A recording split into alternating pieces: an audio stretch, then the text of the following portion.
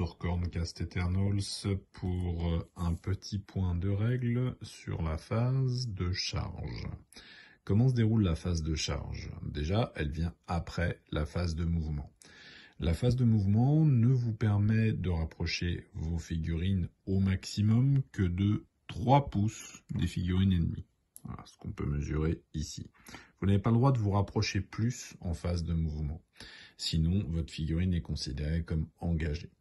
En phase de charge, vous allez jeter 2d6 et sur la base de ces 2d6, déterminer de combien de pouces vos figurines vont se rapprocher de l'ennemi. En l'occurrence, sur ce jet de dés, les disciples de Tzeentch qui se trouvent ici ont la possibilité de se rapprocher de 8 pouces de l'unité Stormcast Eternal qui se trouve ici. Ce que je n'ai pas précisé, c'est que lorsque vous effectuez une charge, vous devez déclarer vers qui vous chargez. Là, en l'occurrence, il peut y avoir deux choix, soit cette unité donc de Libérateur Stormcast, soit le chef, le Lord Célestant. Cependant, il y a des petites ruses à mettre en place, puisque maintenant qu'on a un mouvement de 8, sachant qu'il y a une distance de 3, vous pouvez vous positionner un peu comme vous le souhaitez.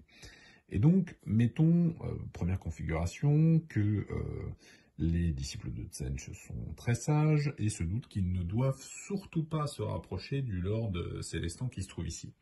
Dans ce cas-là, ils peuvent se rapprocher de cette manière.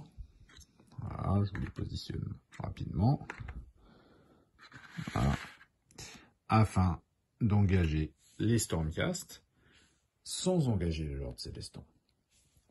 Deuxième hypothèse, au contraire, le joueur qui joue les disciples de Tzeentch souhaite absolument engager en parallèle le Lord Célestant, ne serait-ce que par exemple pour l'engluer avec l'unité qui se trouve en face, afin qu'il ne prenne pas un objectif ou qu'il ne puisse pas se déplacer comme il le souhaite, et par exemple aller frapper peut-être le chef de cette unité. Dans ce cas-là, même mouvement de 8, mais tant que vous avez au moins une unité qui est en contact, enfin une figurine de votre unité qui est en contact avec l'unité que vous chargez, tant que vous respectez le score que vous avez obtenu sur votre jet de charge, vous pouvez également vous positionner en contact avec d'autres figurines à proximité.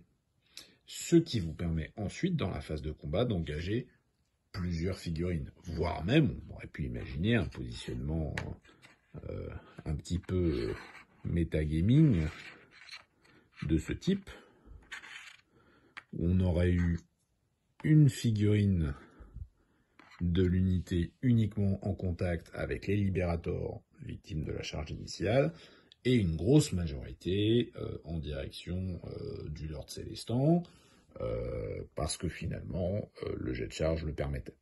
Voilà, j'espère que ces différentes possibilités sur la phase de charge sont claires, et surtout n'hésitez pas si vous avez des questions. Salut!